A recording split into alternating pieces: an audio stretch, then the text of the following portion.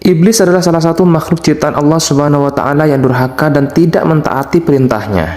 Iblis dan syaitan kelak akan dimasukkan ke dalam neraka sebagai pembalasan atas perbuatannya yang menyesatkan manusia dan selalu berupaya untuk menjauhkan anak Adam dari Tuhannya. Banyak dari kita yang beranggapan bahwasanya iblis dan syaitan ini diciptakan oleh Allah Subhanahu wa taala tanpa ada manfaatnya dan tanpa ada gunanya. Namun teman-teman, Allah Subhanahu wa taala Maha tahu atas apa yang Dia ciptakan. Untuk itu, di video kali ini kita akan mengisahkan tentang ketika dunia tanpa iblis dan syaitan. Namun sebelum kita lanjut ke kisahnya, alangkah baiknya jika kita terus simak video ini agar tidak terjadi kekeliruan dan salah paham.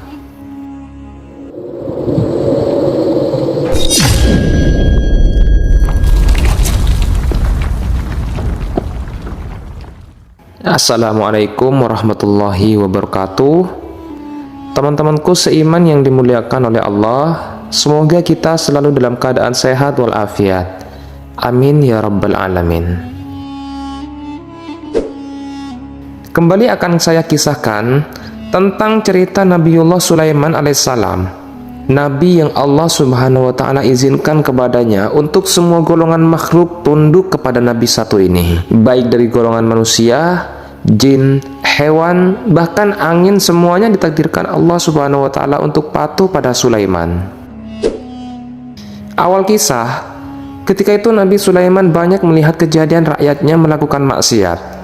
Tentunya perilaku ini disadari oleh hasutan dari syaitan hingga manusia bisa lalai dan bahkan khilaf untuk melakukan sesuatu yang dilarang Allah Subhanahu wa taala.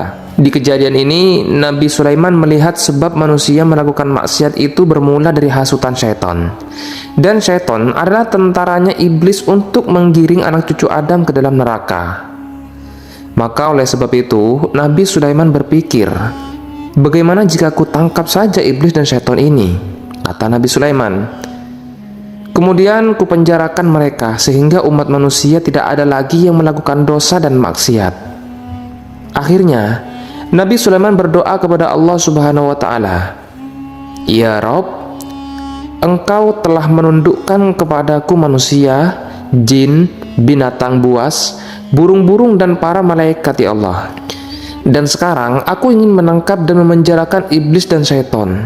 Aku ingin merantai serta mengikat mereka sehingga manusia tidak berbuat dosa dan maksiat lagi ke depannya."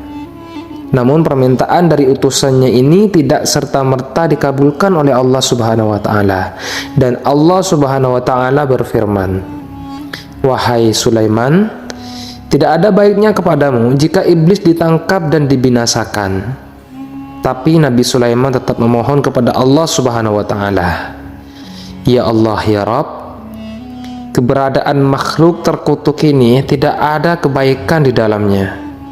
Kemudian Allah Subhanahu wa taala berfirman, "Jika engkau tangkap iblis dan syaitan, maka akan banyak pekerjaan manusia yang ditinggalkan." Namun Nabi Sulaiman tetap memohon kepada Allah Subhanahu wa taala, "Ya Rabb, aku ingin menangkap dan memenjarakan makhluk terkutuk ini selama beberapa hari saja." Akhirnya Allah Subhanahu wa taala mengizinkan Sulaiman untuk menangkap iblis dan syaitan. Hingga pada saat itu seluruh iblis dan syaitan di dunia ini hilang. Semuanya ditangkap dan dibelenggu oleh Nabi Sulaiman. Teman-temanku seiman yang dimuliakan oleh Allah, perlu diketahui teman-teman, walaupun Nabi Sulaiman ini merupakan raja yang sangat kaya raya, namun memang ketika itu ia lebih memilih untuk memenuhi kebutuhan rumah tangganya beliau berjualan tas di pasar yang tak jauh dari istana kerajaannya.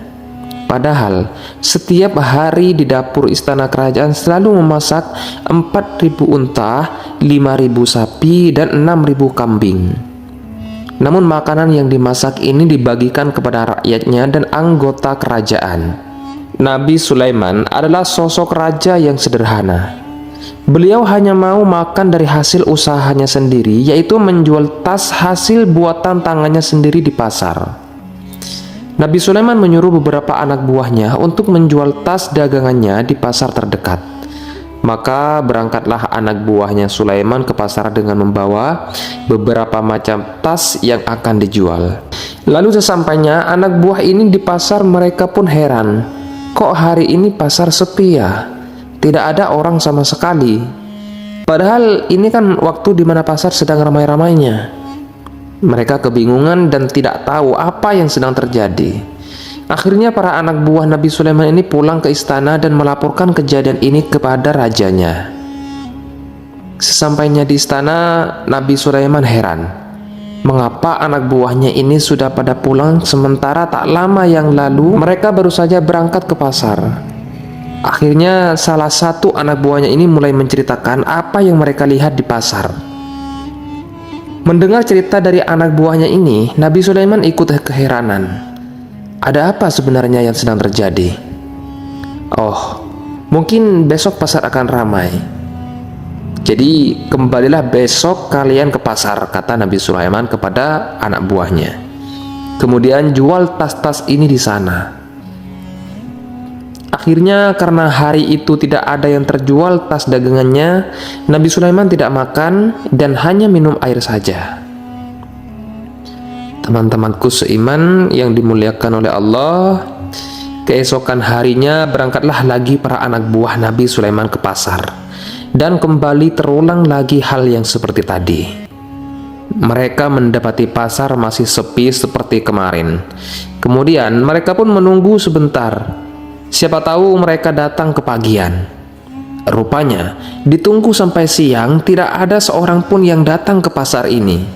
Lalu mereka pulang lagi ke istana dan menceritakan kejadian ini kepada raja mereka. Akhirnya Nabi Sulaiman menyuruh mereka untuk mencari tahu di mana keberadaan orang-orang yang biasanya ada di pasar. Lalu mereka berpencar dan segera mencari orang-orang pasar ini. Dan didapatinya orang-orang yang biasanya berjualan di pasar, mereka pada berkumpul di tempat-tempat ibadah dan kuburan. Didengarnya mereka ini pada menangis dan berdoa kepada Allah Subhanahu wa Ta'ala, meminta agar dosa-dosa orang-orang pasar ini diampuni. Lalu para anak buah Nabi Sulaiman menyampaikan hal ini kepada rajanya. Nabi Sulaiman pun masih bingung mengapa orang-orang ini sampai 2 hari tidak berdagang, malahan hanya beribadah dan hanya mengingat kematian saja. Akhirnya Nabiullah Sulaiman bertanya kepada Allah Subhanahu wa Ta'ala, "Ya Rabb, apa yang sebenarnya sudah terjadi? Kenapa orang-orang ini tidak bekerja mencari nafkah?" Lalu Allah Subhanahu wa Ta'ala berfirman, "Wahai Sulaiman, engkau telah menangkap para iblis dan syaitan sehingga akibatnya manusia tidak bergairah bekerja mencari nafkah. Mereka hanya memikirkan tentang akhirat saja. Bukankah sebelumnya telah aku katakan kepadamu bahwasanya menangkap iblis tidak mendatangkan kebaikan?" Teman-temanku seiman yang dimuliakan oleh Allah, telah mendapat jawaban dari Allah Subhanahu wa Ta'ala. Akhirnya Nabi Sulaiman melepaskan iblis yang ia penjarakan dan pada keesokan harinya pasar kembali ramai. Orang-orang yang biasanya ke tempat ibadah dan kuburan, mereka kembali berdatangan ke pasar untuk berdagang dan mereka pun mulai membuka kios mereka masing-masing. Orang-orang mulai kembali bersemangat bekerja mencari harta dunia untuk makan dan memenuhi kebutuhan hidupnya.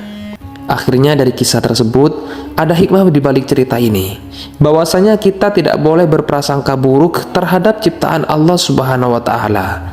Ya, meskipun kita anggap jahat, tak berguna, dan bahkan menimbulkan masalah. Sebab Allah Subhanahu wa Ta'ala Maha tahu atas apa yang diciptakan oleh Allah Subhanahu wa Ta'ala.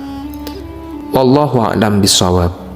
Jadi itulah kisah tentang ketika dunia tanpa iblis dan syaitan.